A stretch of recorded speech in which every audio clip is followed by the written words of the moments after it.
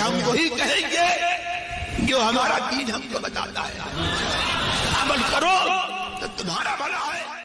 السلام علیکم ورحمۃ اللہ تعالی وبرکاتہ۔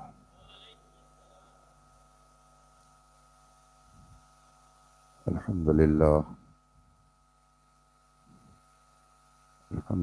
الذی ابدع الافلاک والارضین، والصلاة والسلام علی من کان نبیا وآدم بین الماء والطین، وعلی آلہ الطیبین واصحابہ المطہرین وعلماء ملتہ اجمعین، اما بعد، اعوذ باللہ من الشیطان الرجیم، بسم اللہ الرحمن الرحیم۔ ان ھذا القرآن یہدی للتی ہی اقوم، صدق اللہ العظیم وصدق رسولہ النبی الامین الکریم، ونحن علی ذلک لمن الشاہدین والشاکرین، والحمد للہ رب العالمین۔ آئیے ہم اور آپ بارگاہ رسالت مآب صلی اللہ علیہ وآلہ وصحبہ وسلم میں درود و سلام کا نذران عقیدت پیش کریں اور پڑھیں۔ اللہم صلی علی سیدنا مولانا محمد امام الجود والکرم وآل الکرام اجمعین۔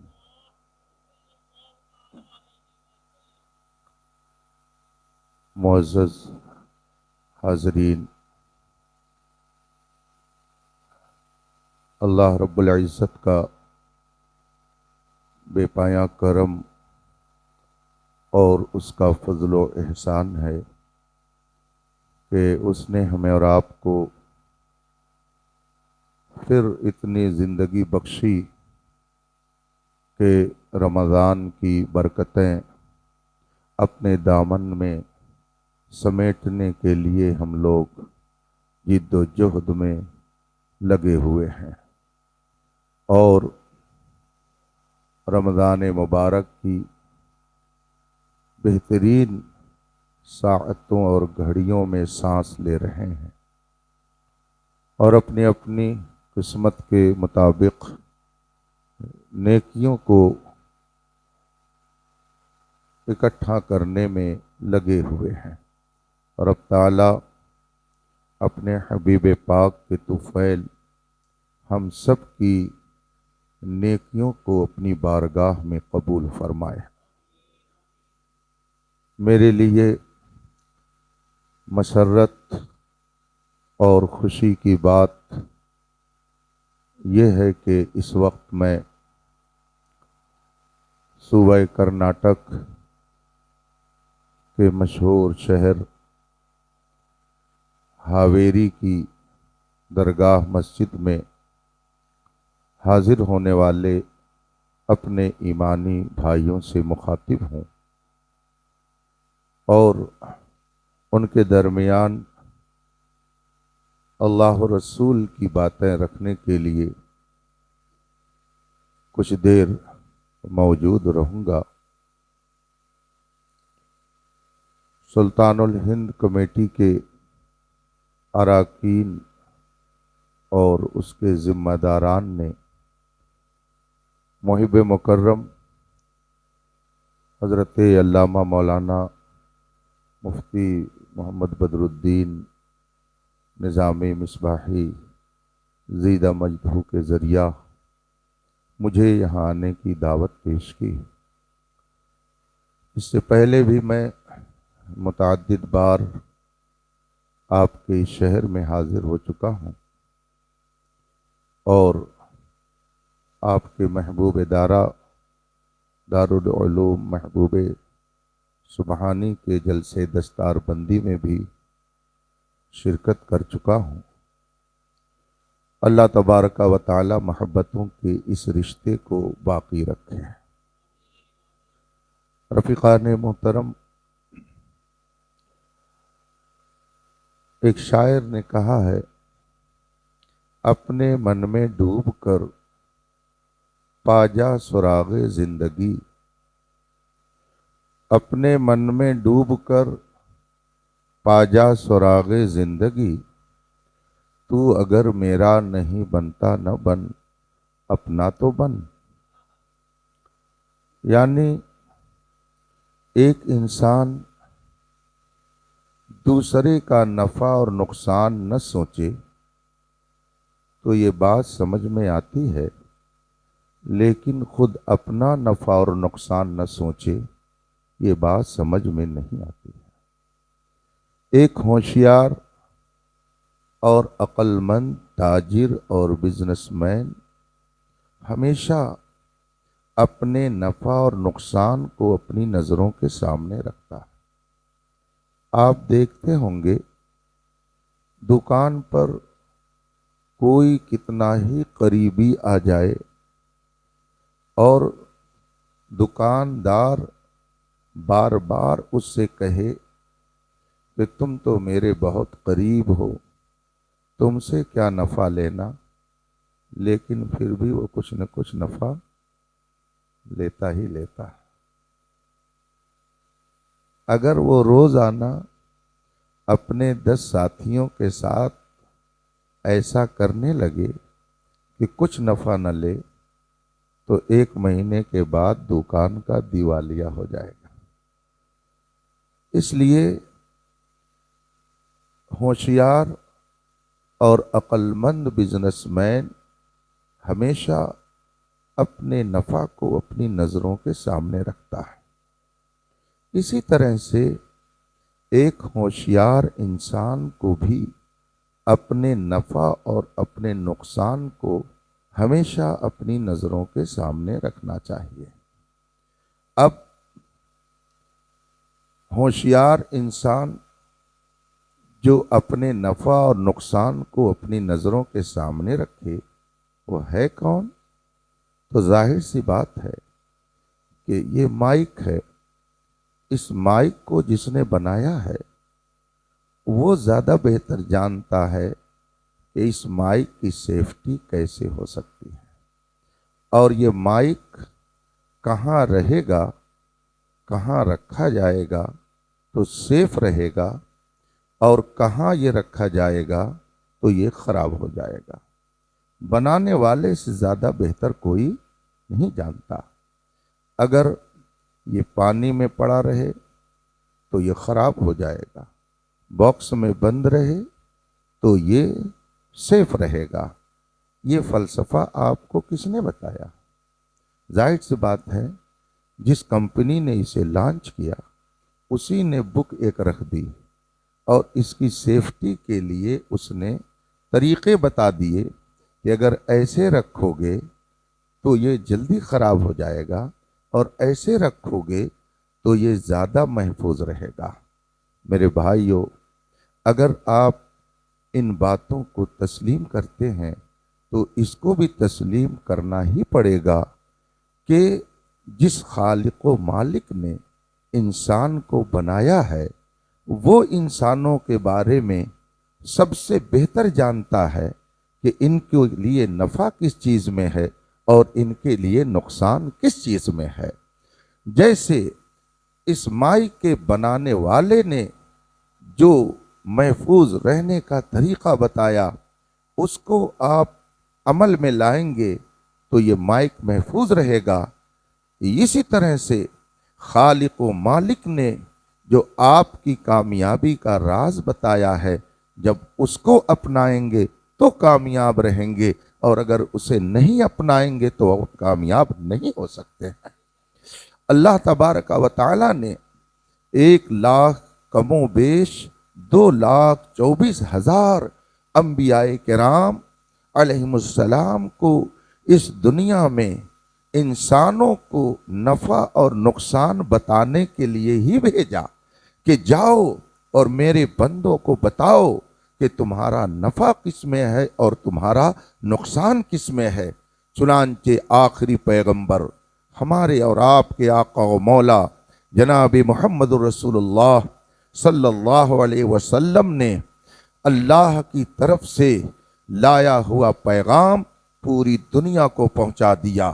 قرآن یہ وہی انسان کی سیفٹی والی کتاب ہے، مقصد حیات کو بتانے والی کتاب ہے۔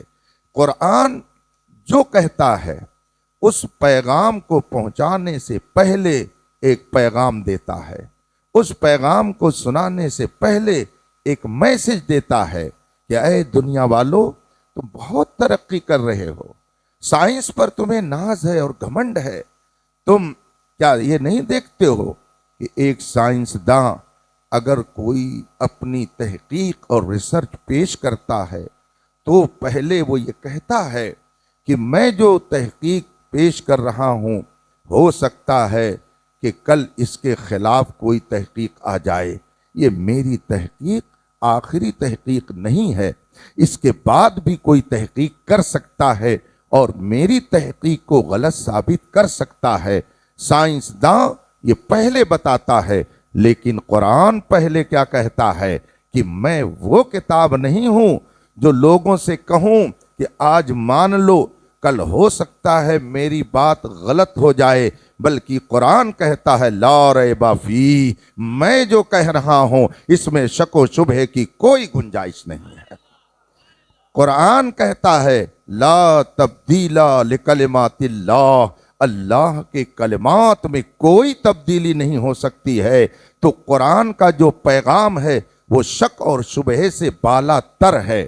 قرآن کے جو احکام ہیں وہ کنفیوژن میں مبتلا کرنے والے نہیں ہیں، بلکہ شک اور شبہے سے نکال کر یقین کے راستے پر کھڑا کرنے والے پیغام ہیں۔ اسی لیے کچھ لوگوں نے جب اس کے اندر شک و شبہ ڈالنے کی کوشش کی تو قرآن نے فوراً چیلنج کر دیا اور فرمایا وَإِن كُنتُم فِي رَيْبٍ مِّمَّا نَزَّلْنَا عَلَىٰ عَبْدِنَا فَأْتُوا بِسُورَةٍ مِّن مِّثْلِهِ، اے شک کرنے والو، اگر تمہیں قرآن کریم کے فرمان میں کسی طرح کا شک و شبہ ہے اور تم شک میں پڑے ہو کہ یہ خدا کا کلام ہے کہ نہیں، فَأْتُوا بِسُورَةٍ مِّن مِّثْلِهِ، تو زیادہ نہیں، تمام صورتوں کے مقابل نہیں، بلکہ ایک چھوٹی سی چھوٹی صورت کی طرح تم بھی کوئی کلام عربی بنا کر کے لاؤ تو ہم جانیں کہ واقعی تم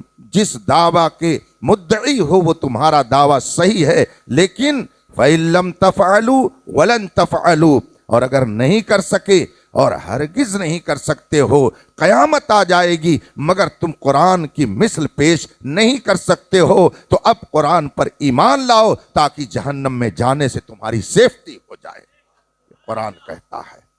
تو ایک بندے مومن کو سب سے پہلے اپنے ایمان اور یقین کو اتنا مستحکم اور مضبوط کرنا چاہیے، اور اللہ و رسول کے فرمان پر اس کو اتنا یقین ہونا چاہیے کہ اگر نیند میں بھی کوئی پوچھے تو وہ بلا جھجک اپنے ایمان کا اظہار کر سکے۔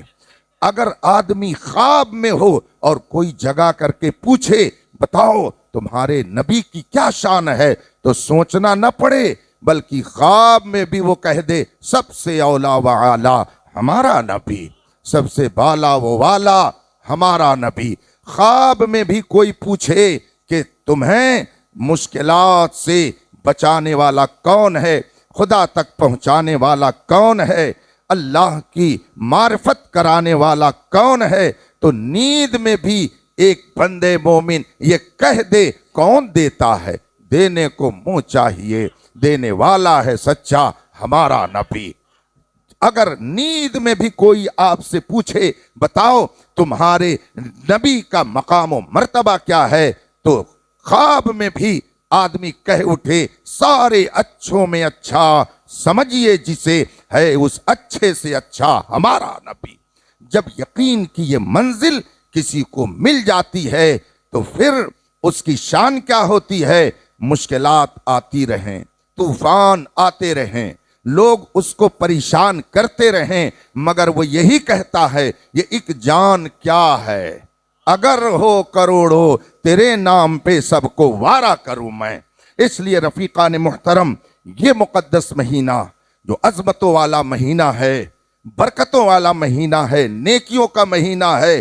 اس مقدس مہینے میں اللہ تبارک و تعالی نے انسانوں کی ہدایت کے لیے جو سب سے عظیم کتاب عطا فرمائی ہے وہ قرآن کریم ہے۔ قرآن کریم میں خود فرمایا گیا ہم نے اسے اتارا ہے اور ہم ہی اس کی حفاظت کریں گے۔ لہذا لاکھ کوشش کرنے والے کو کوشش کریں کہ ہم اس میں کوئی تبدیلی لا دیں گے، اس کو بدل دیں گے، اسے ختم کر دیں گے، ہم اسے نہیں چلنے دیں گے۔ فانوس بن کے جس کی حفاظت ہوا کرے وہ شمع کیا بجھے جسے روشن خدا کرے۔ قرآن فرماتا ہے اِنَّا نَحْنُ نَزَّلْنَا الذِّكْرَ وَإِنَّا لَهُ الْحَافِظُونَ، ہم نے اس ذکر کو اتارا ہے اور ہم ہی اس کی حفاظت کریں گے۔ یہاں پر ذکر سے مراد قرآن کریم ہے، یعنی ہم نے ہی قرآن کو اتارا ہے اور اس کی حفاظت کی ذمہ داری ہم نے لے لی ہے۔ ہم اس کی تدبیریں بنائیں گے اور تمہارے درمیان قرآن رہے گا۔ کوئی مٹانے کی کوشش کرے وہ خود مٹ جائے گا، مگر نہ قرآن مٹے گا نہ قرآن پڑھنے والے مٹیں گے۔ اور دوسری جگہ قرآن فرماتا ہے فَاسْأَلُوا أَهْلَ الذِّكْرِ إِن كُنتُمْ لَا تَعْلَمُونَ۔ ظاہر سی بات ہے کہ جتنے لوگ بیٹھے ہیں اللہ سب کے بارے میں جانتا ہے کہ یہ وہ لوگ ہیں جو اجمی ہیں، یہ قرآن پڑھنا نہیں جانتے۔ جب قرآن پڑھنا نہیں جانتے ہیں تو قرآن کو سمجھیں گے کیسے؟ اللہ کو یہ معلوم ہے کہ عرب ہی میں صرف قرآن نہیں رہے گا، یہ عجم میں بھی جائے گا۔ عرب کے لوگ بھی اسلام سے وابستہ ہوں گے اور غیر عرب بھی اسلام سے وابستہ ہوں گے۔ ایران اور عراق میں بھی جائے گا، یورپ و امریکہ میں بھی جائے گا، ہند و سندھ میں بھی آئے گا۔ اور ظاہر سی بات ہے نہ تو سب عربی زبان جانتے ہیں، نہ قرآن کو صحیح ڈھنگ سے پڑھ پائیں گے، نہ قرآن کا مطلب سمجھ پائیں گے۔ اس لیے قرآن نے پہلے ہی فرما دیا فَاسْأَلُوا أَهْلَ الذِّكْرِ إِن كُنتُمْ لَا تَعْلَمُونَ۔ اگر تمہارے پاس قرآن کا علم نہیں ہے تو ادھر ادھر مت جانا، ہم نے ذمہ داری لی ہے، اس لیے ہم تمہارے درمیان قرآن کا علم رکھنے والے ایسے علماء پیدا کرتے رہیں گے۔ تم ادھر ادھر مت جانا، انہی علماء کی بارگاہ میں جا کر اپنے مسائل کو حل کر لیا کرنا۔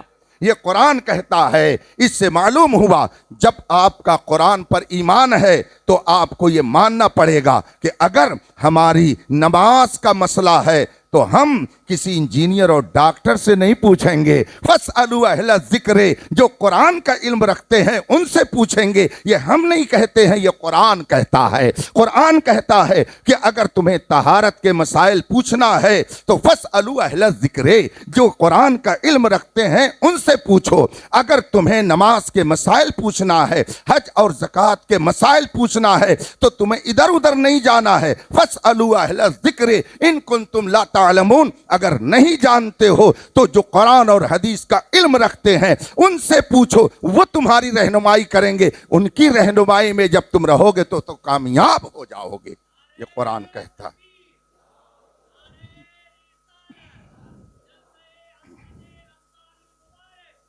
اس سے ایک بات اور معلوم ہوئی، اللہ فرماتا ہے ہم نے قرآن کو اتارا ہے، ذکر کو ہم نے اتارا ہے اور ہم ہی اس کی حفاظت کریں گے۔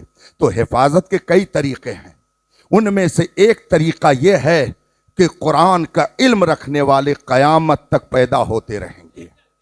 اللہ کے رسول صلی اللہ علیہ وسلم کی حدیث ہے، بخاری شریف میں ہے، نبی پاک علیہ الصلاۃ والتسلیم ارشاد فرماتے ہیں مَن يُرِدِ اللَّهُ بِهِ خَيْرًا يُفَقِّهُ فِي الدِّينِ انما انا قاسم والله يعطي لا تزال هذه الامه قائمه على امر الله لا يضرهم من خالفهم حتى ياتي امر الله صدق رسول اللہ صلی اللہ علیہ وسلم۔ یہ بخاری شریف کی حدیث ہے اور جانتے ہیں اس کے راوی کون ہیں؟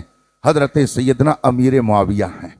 حضرت معاویہ فرماتے ہیں سمعت خطیبین، میں نے حضرت حمید بن عبد الرحمن فرماتے ہیں سمعت معاویہ خطیبا یقول، حضرت حمید بن عبد الرحمن تابعی ہیں، وہ فرماتے ہیں میں نے حضرت امیر معاویہ کو تقریر کرتے ہوئے سنا اور تقریر میں خطاب میں حضرت امیر معاویہ رضی اللہ تعالیٰ عنہ فرماتے ہیں سمعت النبی صلی اللہ علیہ وسلم یقول، میں نے حضور کو فرماتے ہوئے اپنے کانوں سے سنا ہے۔ اس حدیث کے راوی حضرت امیر معاویہ ہیں، فرماتے ہیں کہ رسول پاک نے ایک موقع پر ارشاد فرمایا انما من یرد اللہ بہ خیرا یفقہہ فی الدین، اللہ تعالی جس کے ساتھ بھلائی چاہتا ہے اسے دین کی سمجھ عطا کر دیتا ہے، اسے دین کا علم عطا کر دیتا ہے۔ کیا ہے کلمات؟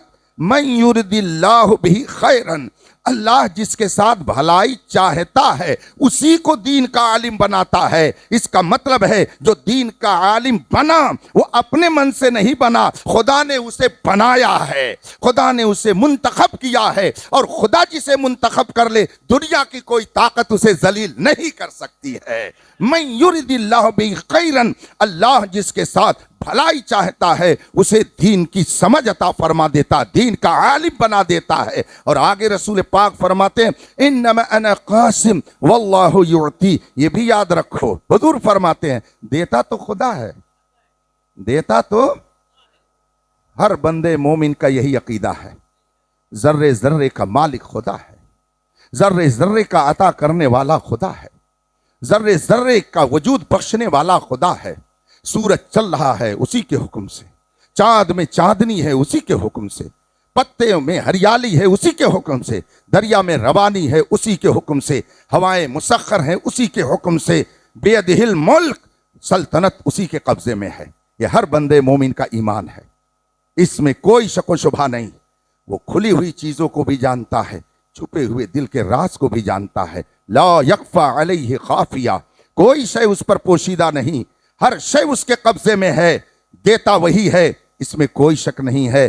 لیکن ایک ہستی ہے جو اسے دلاتی ہے، دیتا خدا ہے، اس پر ہمارا ایمان ہے، مگر دلاتے مصطفیٰ ہیں، اس پر بھی ہمارا ایمان ہے۔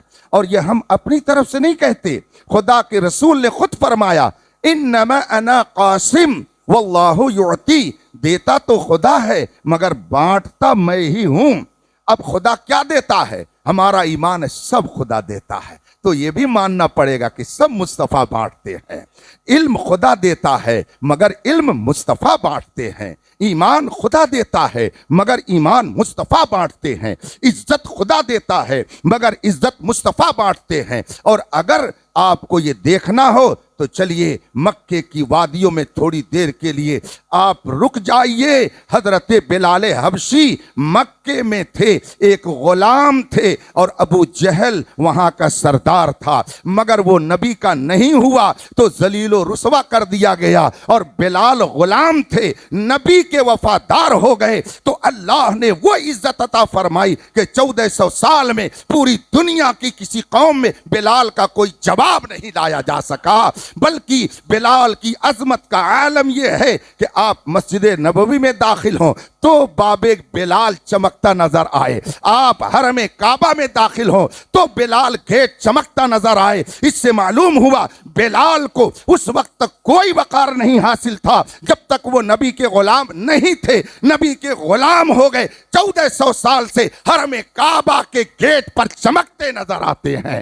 اسی لیے کسی نے کہا ہے کہ محمد سے وفاتو نے تو ہم، یہ جہاں چیز ہے کیا لوح و قلم تیرے ہیں۔ خدا نے اپنے دین کی حفاظت اور قرآن کی حفاظت کی ذمہ داری خود لی ہے۔ رسول پاک فرماتے ہیں دیتا خدا ہے مگر بانٹتا میں ہی ہوں، میرا در چھوڑ کر کے خدا کو نہیں پا سکتے۔ اسی لیے اعلیٰ حضرت فرماتے ہیں بخدا خدا کا یہی ہے در، نہیں اور کوئی مفر مقر، جو وہاں سے ہو یہیں آ کے ہو، جو یہاں نہیں تو علم کون دیتا ہے؟ خدا دیتا ہے، مگر بانٹتے کون ہیں؟ مصطفیٰ۔ علم خدا دیتا ہے مگر علم بانٹتے مصطفیٰ ہیں۔ اسی لیے جو علم حاصل کرنے کے بعد مصطفیٰ کی توہین کرتا ہے اس کا ایمان بھی چلا جاتا ہے، اس کا عقیدہ بھی چلا جاتا ہے، اور برکت علم بھی چلی جاتی ہے۔ اس لیے کہ آدمی جس کی کھائے اس کی گائے۔ ہم اللہ کا کرم ہے کہ نبی کی کھاتے ہیں تو نبی کی گاتے ہیں۔ علم خدا دیتا ہے مگر علم مصطفیٰ بانٹتے ہیں۔ حضور خود فرماتے انما انا قاسم واللہ یعطی، دیتا تو خدا ہے مگر بانٹتا میں ہوں۔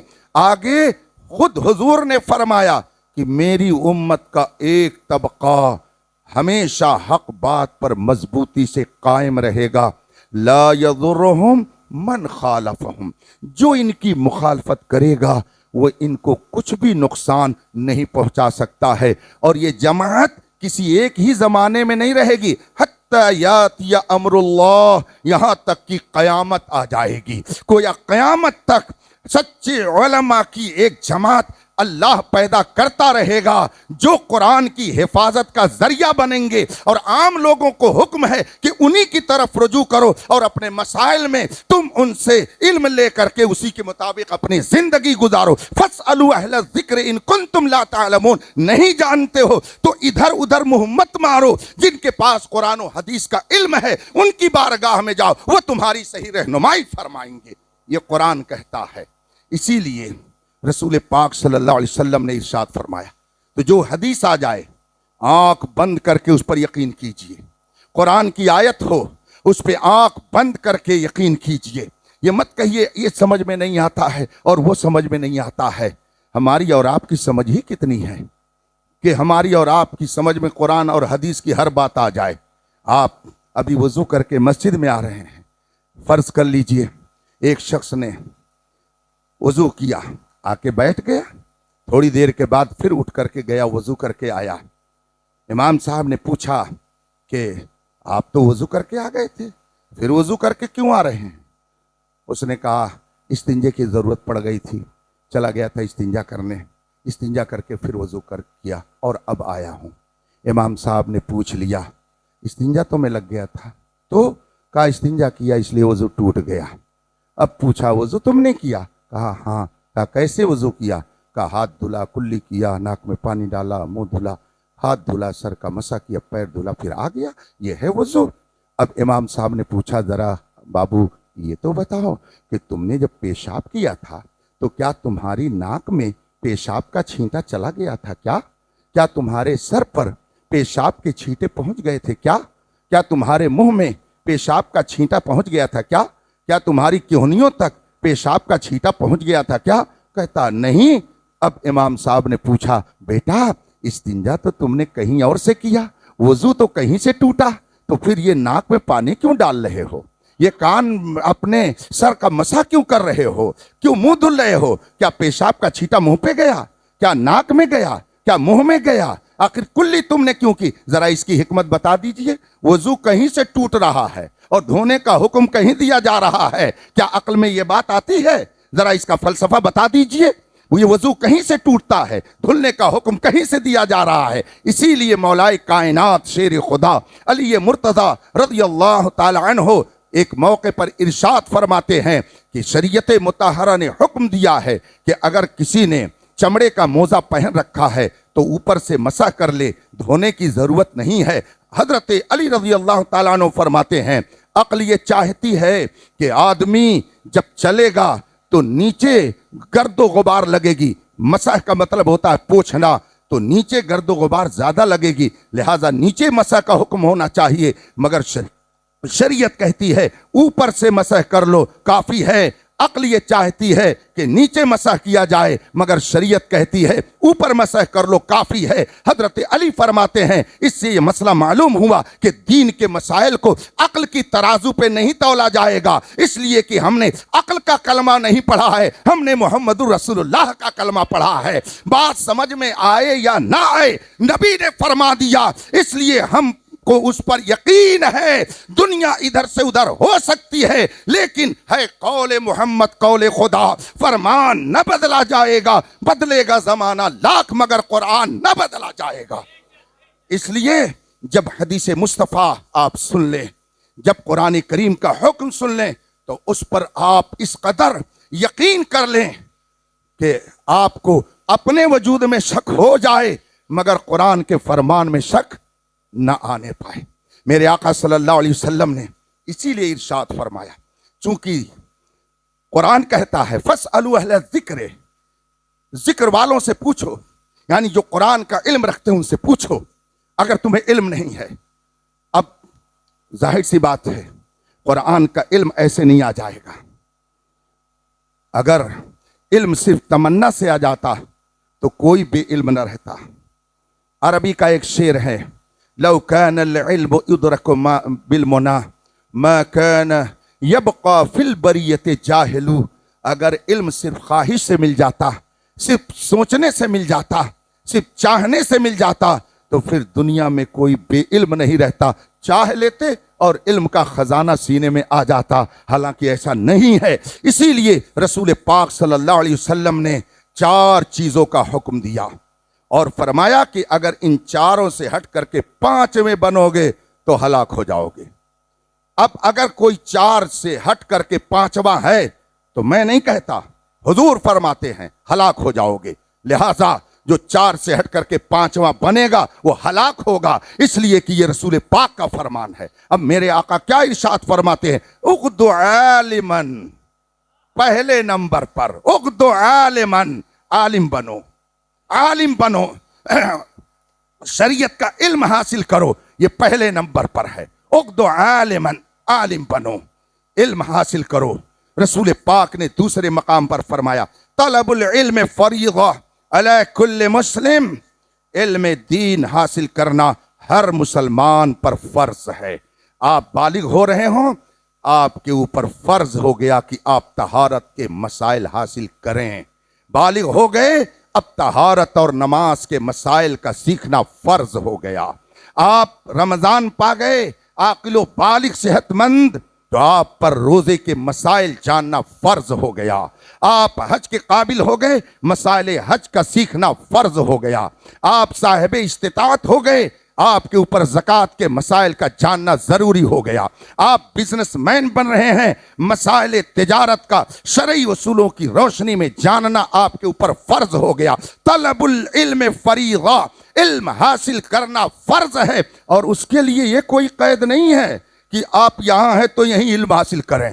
کیا آپ نے یہ نہیں سنا؟ فرمایا گیا اطلب العلم ولو کان بالصین، علم حاصل کرو اگرچہ تمہیں ملک چین جانا پڑے۔ اس کا مطلب ہے علم کسی سرحد میں مقید نہیں ہے، اس کے لیے کوئی فاؤنڈیشن نہیں ہے۔ دنیا کے جس خطے میں علم ملے، اگر اللہ استطاعت دے تو وہاں سے علم حاصل کیا جا سکتا ہے۔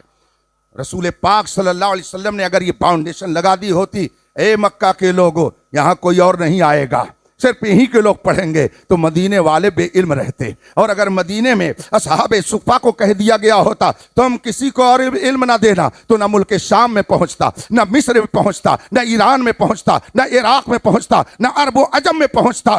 اسلام ایک کسی خطے میں محدود نہیں ہے، اس لیے اس کی تعلیم بھی آفاقی ہے اور اس کی درسگاہیں بھی آفاقی ہیں۔ جو جہاں چاہے علم دین مصطفیٰ اگر مل رہا ہے تو اس کے اللہ کی نعمت سمجھ کر کے حاصل کیا جا سکتا ہے۔ آپ اس چیز کو ذہن میں رکھیں۔ اغد عالما، عالم بنو۔ رسول پاک صلی اللہ علیہ وسلم نے علم کی تلاش کے لیے کس قدر زور دیا ہے۔ ایک صحابی رسول تھے، ان کی جوانی کا عالم تھا، رسول پاک کی بارگاہ میں حاضر تھے۔ حضرت جبریل علیہ السلام تشریف لائے اور رسول پاک صلی اللہ علیہ وسلم کو یہ خبر سنائی، یا رسول اللہ، یہ نوجوان جو آپ کے پاس بیٹھا ہے، اس کی زندگی کے کچھ ہی گھنٹے ہیں، کچھ ہی وقت اس کے لیے ہے، اس کے بعد اس کی روح قفس عنصری سے پرواز کر جائے گی۔ یہ کچھ ہی دیر کا مہمان ہے اس دنیا میں۔ اللہ کے رسول صلی اللہ علیہ وسلم سے جب حضرت جبریل نے یہ کہا، بیٹھے بیٹھے میرے آقا صلی اللہ علیہ وسلم کی آنکھوں سے آنسو جاری ہو گئے۔ پھر حضرت جبریل گئے، اس صحابی رسول سے اللہ کے رسول صلی اللہ علیہ وسلم نے ارشاد فرمایا، پیارے، تمہاری زندگی کے کچھ ہی لمحے باقی رہ گئے، تم مختصر زندگی لے کر کے آئے ہو، بہت تھوڑا وقت تمہارے لیے رہ گیا اس دنیا میں۔ اس نے عرض کی، یا رسول اللہ پھر کیا ہو؟ میرے آقا فرماتے ہیں کہ اس وقت جو سب سے بہترین کار خیر ہو اس کو جاؤ کر لو، جو سب سے بہترین کار خیر ہو وہ جاؤ کر لو، تمہاری زندگی کا بہت تھوڑا وقت رہ گیا۔ صحابی رسول یہ بات سن کر کے گھبراتے نہیں ہیں، رسول کریم کے اور قریب ہوتے ہیں، عالم تصور میں جا کے کہتے ہیں کہ اگر میں मशवरा के लेने के लिए अपने घर गया। बेशक मेरी माँ बहुत शफीक है, वो मुझे मशवरा दे सकती है कि मैं कौन सा अच्छा काम कर लूँ। मेरा बाप बेशक मेरे लिए बहुत ही मेहरबान है और वो मुझको मशवरा दे सकता है कि इस थोड़े से वक्त में मैं कौन सा बेहतर काम लूँ। इसी उधेड़ बुन में थे, तसव्वुर में थे, फौरन ज़हन ने रहनुमाई की, नबी से बेहतर हमारे लिए शफीक कौन हो सकता है। इसलिए हम माँ बाप से क्यों जाएं पूछने के लिए, जो कायनात का इल्म रखता है उसी से क्यों ना पूछ लिया जाए, या रसूल अल्लाह इस थोड़े से वक्त में मेरे लिए कौन सा अमल सबसे बेहतर है जिसे मैं अंजाम दे लूं और उसी अमल में मशगूल होकर दुनिया से जाऊं। उन्होंने कहा, या रसूल अल्लाह मेरे माँ बाप आप पर कुर्बान, आपसे ज्यादा मेरे लिए शफीक और मेहरबान कौन हो सकता है। आप बताएं कि इस वक्त मैं कौन सा सबसे बेहतर अमल करूं ताकि रब मुझसे राजी हो जाए। उस वक्त मेरे आका ने इरशाद फरमाया, इश्तगिल बित्तअल्लुम, जाओ जल्दी से मसाइल शरइया जो अब तक नहीं जान सके हो मुझसे पूछ लो, ये इल्म तुम लेकर के जाओगे, खुदा तुमसे राजी हो जाएगा। जबकि मेरे आका उस वक्त अगर चाहते तो फरमाते, जल्दी से वजू करो, जाओ नफली नमाजें पढ़ लो, जल्दी से वजू करो, कुरान की तिलावत कर लो, जल्दी से वजू करो, जाओ और नेकी कर लो, खैरात और सदकात दे लो, इसलिए कि थोड़ा सा वक्त बचा है। मगर उस वक्त भी मेरे आका ने इरशाद फरमाया, इश्तगिल बित्तअल्लुम, जो मसाइल शरइया तुमको नहीं मालूम है उनको मुझसे पूछ लो, ये सबसे बेहतर अमल है, इस अमल के साथ जाओगे खुदा तुमसे राजी हो जाएगा। इससे आप अंदाजा लगाएं कि इल्म दीन की कैसी बरकत है। और एक नुक्ता और सुन लीजिए, आले रसूल मोहतरम मुकर्रम है, बड़ी अजमत वाले हैं, इसमें कोई शक नहीं।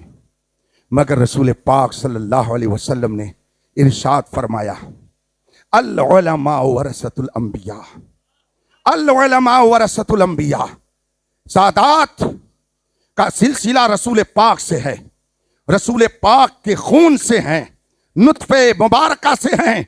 नुत्फा पुश्त में रहता है, पुश्त के जरिया सिलसिला उनका यहां तक पहुंचा सादात किराम के हवाले से।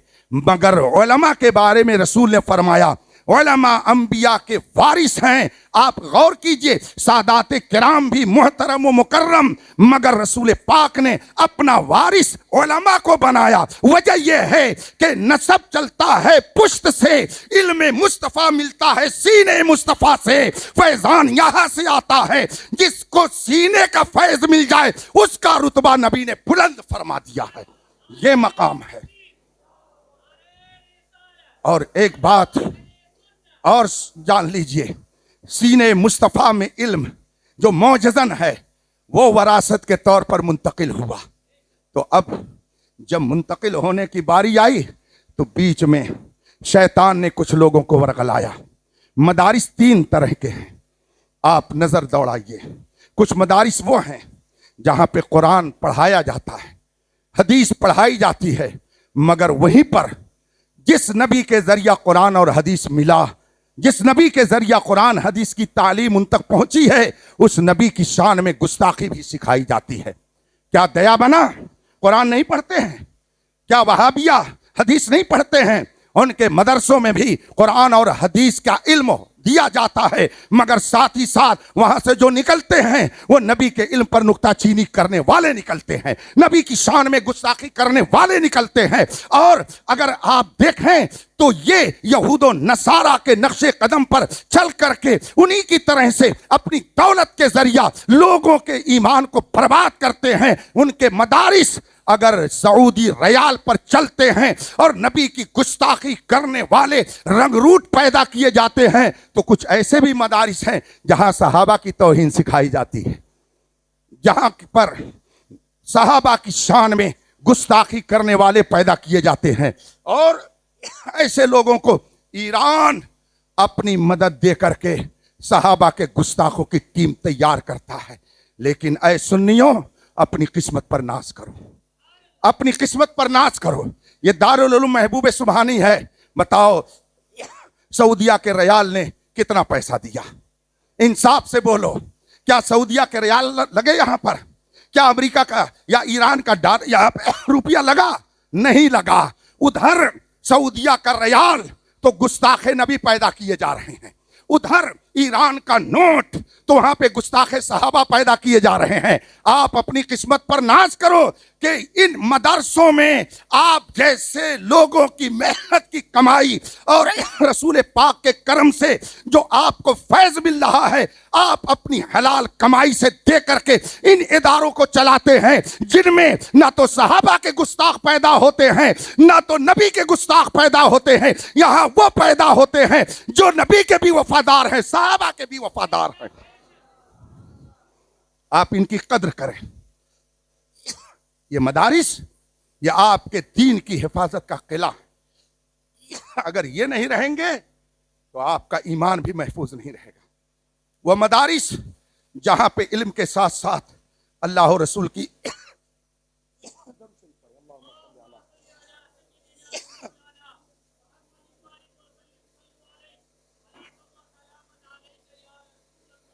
جہاں پر اولیاء کرام اور انبیاء کرام کا گستاخ تیار کیا جاتا ہے، آپ ان کے مدارس کا بھی جائزہ لے لیں. اور جہاں صحابہ کے گستاخ پیدا کیے جاتے ہیں ان مدارس کا بھی جائزہ لے لیں. اور اپنے دارالعلوم محبوب سبحانی سبحان اللہ اور اس جیسے جو مدارس اہل سنت کس کس کا نام لوں؟ میں اعلیٰ حضرت کے ادارہ منظر اسلام کا نام لوں کہ مفتی اعظم کے ادارہ مظہر اسلام کا نام لوں، یا حضور تاج الشریعہ کا ادارہ جامعۃ الرضا کا نام لوں، یا حضور محدث کبیر کے ادارہ جامعہ امجدیہ کا نام لوں. الحمدللہ آپ کے دارالعلوم محبوب سبحانی کا نام لوں. یہاں جب بچے آتے ہیں تو انہیں صحابہ کا گستاخ نہیں بنایا جاتا، انہیں رسول پاک کا بے وفا نہیں بنایا جاتا. یہ صبح صبح آتے ہیں تو سب سے پہلے انہیں کہا جاتا ہے پڑھو مصطفیٰ جان رحمت پہ لاکھوں سلام، شمع بزم ہدایت پہ لاکھوں سلام. انہیں یہ سکھایا جاتا ہے جس سہانی گھڑی چمکا طیبہ کا چاند اس دل افروز ساعت پہ لاکھوں سلام. ان مدرسوں میں سکھایا جاتا ہے میلاد پڑھنا بدعت ہے، اور یہاں سکھایا جاتا ہے غیظ میں جل جائیں بے دینوں کے دل یا رسول اللہ کی کثرت کیجئے. وہاں سکھایا جاتا ہے نبی سے کچھ مت مانگو، یہاں سکھایا جاتا ہے کون دیتا ہے، دینے کو منہ چاہیے، دینے والا ہے سچا ہمارا نبی. وہاں سکھایا جاتا ہے نبی مر کر مٹی میں مل گئے، اور یہاں سکھایا جاتا ہے تو زندہ ہے واللہ. بتائیے انصاف سے بتائیے گا، کیا آپ بھی اسی عقیدے پہ جانا چاہیں گے؟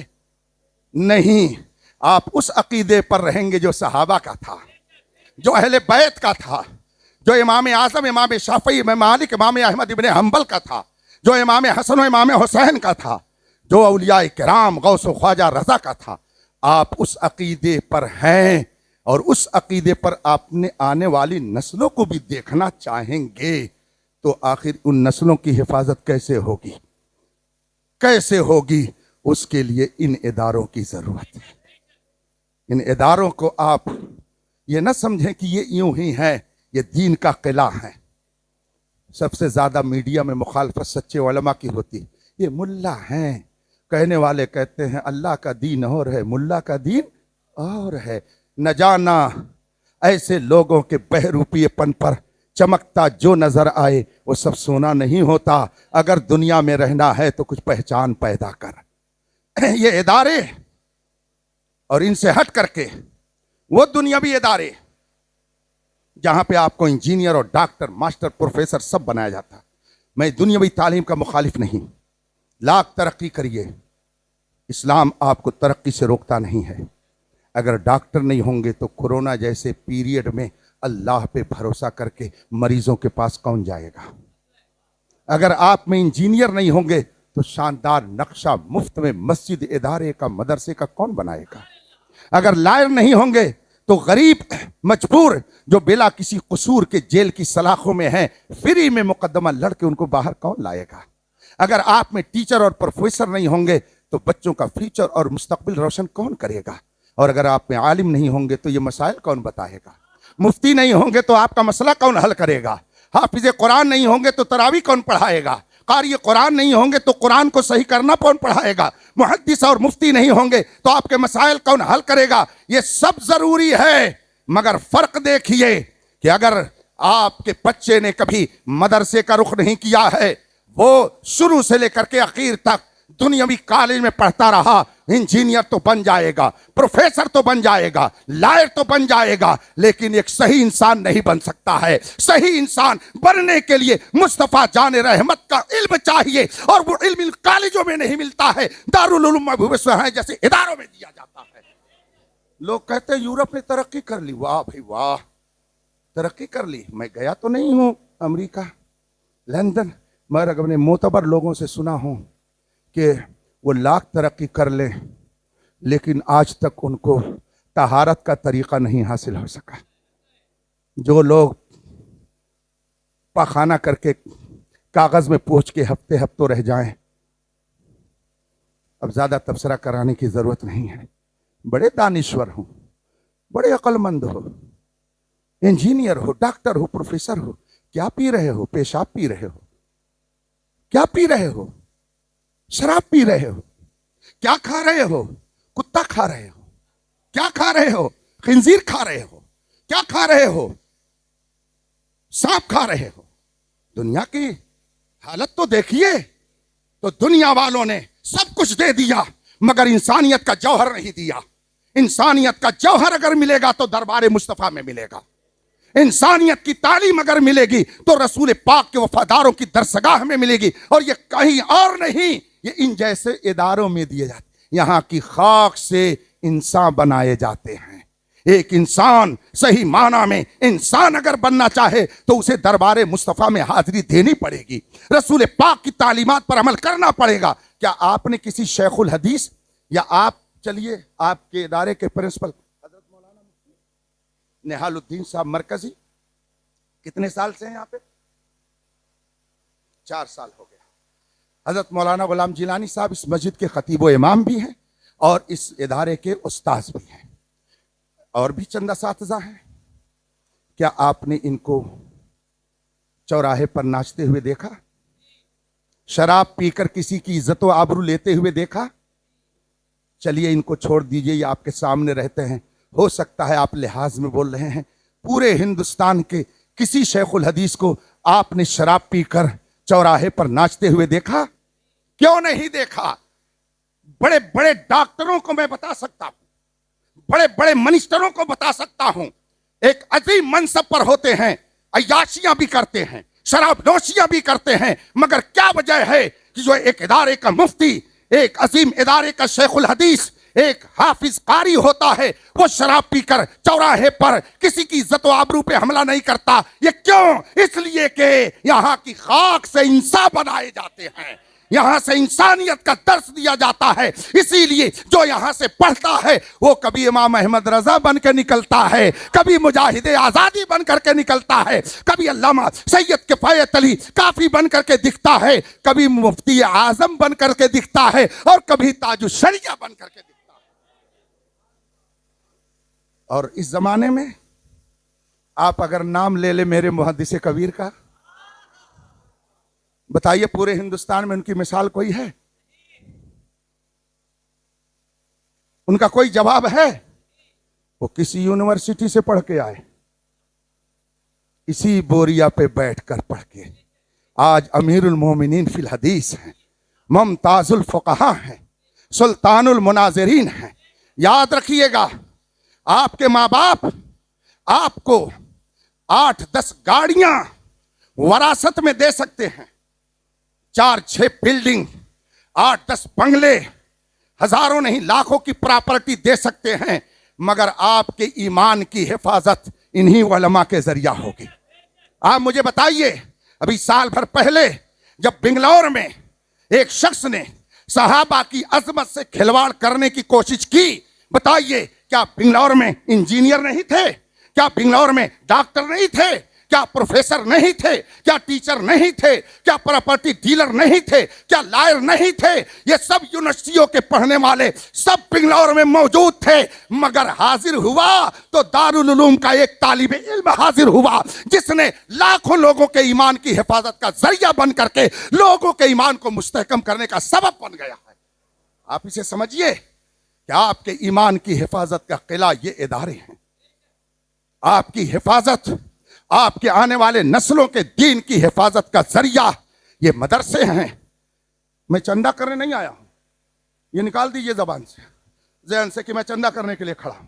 میں تو آپ کے جذبے اور آپ کی غیرت کا امتحان لینا چاہتا ہوں کہ آپ اگر یہ چاہتے ہیں کہ نبی کے دیوانے پیدا ہوں، اگر آپ یہ چاہتے ہیں کہ آپ کی آنے والی نسلیں مسلک اہل سنت، مسلک اعلیٰ حضرت پر چلتی رہیں، اگر آپ یہ چاہتے ہیں کہ آپ کی آنے والی نسلیں صحابہ کی غدار نہ ہوں، رسول پاک کی بے وفا نہ ہوں، تو ایسے دینی اداروں کی جو اہل سنت مسلک اعلیٰ حضرت کے ادارے ہیں، ان کو خون پسینے سے سینچیے اور اپنی گاڑھی کمائی کا حصہ اس میں لگائیے۔ کل میدان محشر میں جب نفسی نفسی کا عالم ہوگا، ہر شخص اپنے کیے کی کا نتیجہ دیکھ رہا ہوگا، اس وقت عالم دین بھی آپ کی شفاعت کرے گا۔ اور جنت میں جانے کے بعد تو ایک موڑ ایسا آئے گا جہاں پر بغیر عالم کے آپ کی گاڑی نہیں کھسکے گی۔ ایک موڑ ایسا آئے گا جنت میں، جب جنتی جنت میں چلے جائیں گے، 2-4 منٹ معذرت کے ساتھ، جب جنتی جنت میں چلے جائیں گے،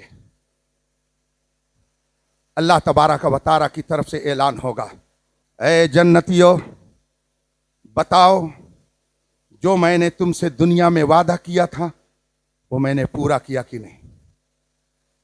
جنتی بولیں گے بے شک اللہ تو نے سارا وعدہ پورا کر دیا، تو نے ہمیں جنت میں وہ ساری چیزیں دے دی جس کا ہم دنیا میں تصور بھی نہیں کر سکتے تھے، کچھ کمی نہیں ہے، سونے چاندی سے بھی اعلیٰ قسم کے زیورات کے مکان یہ اللہ تو نے دے دیا، کھانے پینے کی اعلیٰ چیزیں تو نے دے دیا، حور و غلمہ دے دیے، ساری بہاریں ہماری حیثیت سے بہت اونچی ہے جو تو نے دیا، اب اس میں کوئی ایسی کمی نہیں ہے جو ہم تجھ سے عرض کر سکیں۔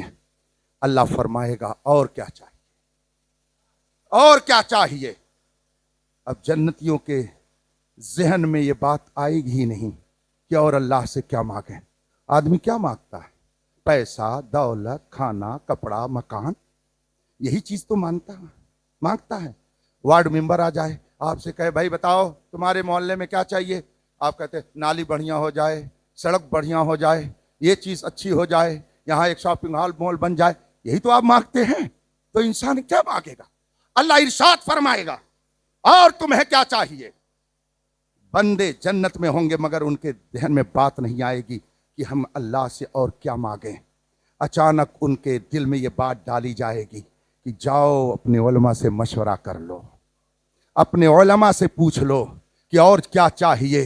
چنانچہ دوڑے ہوئے جنتی لوگ اپنی اپنی پہچان کے علماء کے پاس جائیں گے، اور اگر آپ نے سچی عقیدت رکھی اور یہاں آپ رہے اور اسی ایمان عقیدے کے ساتھ دنیا سے گئے اور آپ نے چاہا کہ کاش تاج الشریعہ مل جائیں، مشورہ انہی سے لیں، کاش اعلیٰ حضرت مل جائیں، کاش غوث اعظم مل جائیں، کاش امام اعظم مل جائیں، جس کو چاہیں گے آپ اپنی نظروں کے سامنے دیکھیں گے۔ قرآن کہتا ہے وَلَكُمْ فِيهَا مَا تَشْتَهِي أَنفُسُكُمْ، جو چاہو گے اللہ جنت میں تمہیں سب عطا فرمائے گا۔ اب جنتی اپنے علماء کے پاس جا کر کے عرض کریں گے خدا کی طرف سے اعلان ہوا ہے کہ اور کیا چاہیے؟ ہماری تو سمجھ میں بات نہیں آ رہی کہ اور کیا مانگے، سب تو اللہ نے دے دیا ہے۔ علماء مشورہ دیں گے جاؤ جاؤ اللہ سے تم عرض کرو اے مولا تو نے سب دے دیا، اب اپنا جلوہ دکھا دے، اب اپنا دیدار کرا دے، اب ہم تجھے دیکھنا چاہتے ہیں۔ یہ حدیث مصطفیٰ ہے، رسول پاک کا ارشاد ہے۔ اب جنتی خوش ہو جائیں گے یہ مشورہ سن کر، فوراً رب کی بارگاہ میں عرض کریں گے مولا تو نے سب دے دیا، اب خود تجھ اپنے کو دکھا دے، ہم تیرا دیدار کرنا چاہتے ہیں۔ اس وقت مولا جنتیوں کو اپنا دیدار کرائے گا۔ یہ جنت میں ہوگا۔ اعلیٰ حضرت فرماتے ہیں اسی لیے سچے عالم کی ضرورت اس دنیا میں بھی ہے اور اس دنیا میں بھی ہے۔ یہ ادارے ایسے ہی علماء تیار کرتے ہیں۔ رسول پاک فرماتے عالم بنو، اور اگر عالم نہیں بن سکتے ہو تو ان سے سیکھنے والا بنو، متعلمن، طالب علم بن جاؤ، سیکھنے والا بنو۔ اور اگر اس کی بھی فرصت نہیں ہے تو کبھی اگر موقع مل جائے تو ان کی بات کھڑے ہو کر کے سن لیا کرو، جیسے اس وقت آپ لوگ اکٹھا ہو گئے ہیں، ایسے سن لیا کرو، موقع ملے تو سن لیا کرو۔ اور اگر اس کا بھی موقع نہ ملے تو پھر رسول پاک فرماتے ہیں محبن، کہیں بھی رہو سچے علماء سے دل سے محبت کرنا۔ اس کے بعد حضور فرماتے وَلَا تَكُنِ الْخَامِسَ فَتَهْلِكَ، پانچواں مت بننا ورنہ برباد ہو جاؤ گے۔ اب اگر کوئی برباد ہوتا ہے عقیدے کے اعتبار سے، کوئی برباد ہوتا ہے عمل کے اعتبار سے، کوئی برباد ہوتا ہے دولت کے اعتبار سے، کوئی برباد ہوتا ہے دنیا کے اعتبار سے، تو وہ اپنا محاسبہ کرے۔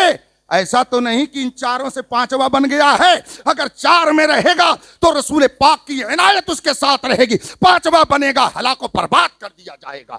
اس لیے رفیقان محترم ان اداروں سے وابستہ رہیے اور ان علماء کی قدر کیجئے، اور جب یہ علماء پیدا ہوں گے تو یہ مسجدیں آباد رہیں گی۔ نماز کون پڑھاتا ہے؟ ڈاکٹر صاحب، انجینئر صاحب، جس عالم کو، جس امام کو آپ بیٹھ کے دکان پر برا بھلا کہتے ہیں، گھر کا بوڑھا مرنے لگتا ہے جلدی بلاؤ امام صاحب کو، کیا سورہ یاسین پڑھتے ہیں، سورہ یاسین پڑھتے ہیں، سورہ یاسین بھی پڑھ دیا، دنیا سے چلے گئے۔ امام صاحب کہاں، کہہ دیجئے ظہر کے بعد نماز جنازہ ہے۔ زندگی بھر نکتہ چینی کرتے رہے، مگر مغفرت کی دعا کے لیے امام ہی ہاتھ اٹھاتا ہے، امام ہی آپ کی نماز جنازہ پڑھاتا ہے۔ وہ ویل اپ ٹو ڈیتھ جس کو آپ نے انجینئر، ڈاکٹر، ماسٹر بنایا، اسے تو نماز جنازہ کی دعا بھی یاد نہیں رہتی ہے۔ دعا یاد کر کے صحیح ڈھنگ سے نماز جنازہ پڑھاتا ہے تو مدرسے کا فارغ شدہ پڑھاتا ہے۔ اس لیے یہاں سے لے کر کے وہاں تک جو کام آئے آپ اس کی قدر کریں۔ وہ آباد تو مسجد آباد، وہ آباد تو درگاہ آباد ہے۔ فاتحہ پڑھنے کا طریقہ وہابیوں کے مدرسے میں ہوتا ہے، وہ تو فاتحہ کو بدعت کہتے ہیں، درود فاتحہ مزار پہ جانے کو شرک کہتے ہیں۔ تو اگر یہ درگاہیں آباد رہیں گی تو اسی وقت جب مدرسے آباد رہیں گے۔ اس لیے کہ انہی مدرسوں سے فاتحہ پڑھنے کا طریقہ سیکھ کر کے مزار پہ جاتے ہیں، انہی مدرسوں سے وہ علماء فارغ ہوتے ہیں کہ جب کوئی فاتحہ کو مزار پہ جانے کو شرک و بدعت کہتا ہے تو یہ علماء کھڑے ہو کر کے اس کا جائز ہونا ثابت کرتے ہیں۔ اس لیے رفیقان محترم قرآن کے اس حکم پر عمل کیجئے، فاسألوا اہل الذکر ان کنتم لا تعلمون، اگر نہیں جانتے ہو تو جو جانکار ہیں، قرآن و حدیث کا علم رکھنے والے ہیں، ان کے دامن سے وابستہ رہ کر کے ان کے ذریعہ معلومات لو، خدا یہاں بھی باعزت رکھے گا اور وہاں بھی باعزت رکھے گا۔ اللہ تبارک و تعالی اپنے حبیب کے صدقے میں ہم سب کی نیکیوں کو قبول فرمائے۔ اور آخری بات ذہن میں آ گئی ہے، ہو سکتا ہے پھر آئندہ کب رمضان کے جمعہ میں آپ کے درمیان آنا ہو، بتائیے جب رسول پاک صلی اللہ علیہ وسلم مکے میں جلوہ گر ہوئے، وہاں پر سب نیکیاں ہو رہی تھی کہ برائیاں ہو رہی تھیں؟ کیا ہو رہا تھا؟ برائیاں تھیں۔ کیا تھی وہاں پر؟ نیکیاں نہیں تھیں، برائیاں تھیں۔ قتل، غارت گری، ظلم، زنا، شراب نوشی، عیاشی، غیبت، چغلی، یعنی کوئی ایسا برا عیب کام نہیں کہ جو وہاں پر نہ ہو۔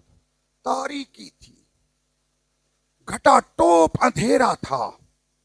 رسول پاک اجالا بن کر کے آئے، رسول پاک روشنی بن کر کے آئے۔ اب اس کے بعد میں بتائیے رسول پاک نے خدا کا سب سے پہلا پیغام کیا پہنچایا؟ شراب مت پیو، حضور نے یہ پہلا پیغام دیا۔ نماز پڑھو، یہ پہلا پیغام دیا۔ زنا مت کرو، یہ پہلا پیغام ہے؟ نہیں، یہ پہلا پیغام نہیں۔